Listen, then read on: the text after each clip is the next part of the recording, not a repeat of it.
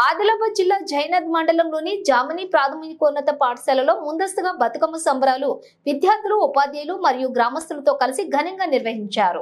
ఈ సందర్భంగా ప్రాథమికోన్నత పాఠశాల ప్రధానోపాధ్యాయులు శరత్ కుమార్ యాదవ్ మాట్లాడుతూ, దసరా సెలవులు ముగింపు సందర్భంగా ముందస్తుగా బతుకమ్మ సంబరాలు ఏర్పాటు చేయడం జరిగిందని అన్నారు. రంగురంగుల పూలను శిఖరంగా పేర్చి ఉపాధ్యాయులు, గ్రామస్తులు మరియు విద్యార్థులంతా కలిసి ఆనందంగా చేసుకునే పండుగే బతుకమ్మ.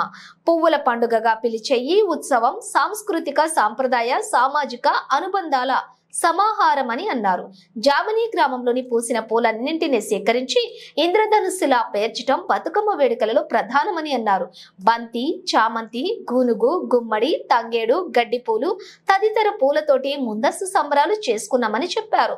విద్యార్థినులు, ఉపాధ్యాయురాలు, గ్రామ యువతల బతుకమ్మ పాటలతోటి నృత్యాలు చేశారు. ఈ కార్యక్రమంలో ఉపాధ్యాయురాలు జ్యోతి, జయశ్రీ, ఉపాధ్యాయులు లక్ష్మణ్, గంగన్న, పెంటపర్తి యూసన్న, గ్రామస్తులు ఇందు, యశోద, ప్రతిభ, గ్రామ యువతులు లలిత, అనురాధ, వనజ, బిందు, జయశ్రీ తదితరులంతా కూడా పాల్గొన్నారు.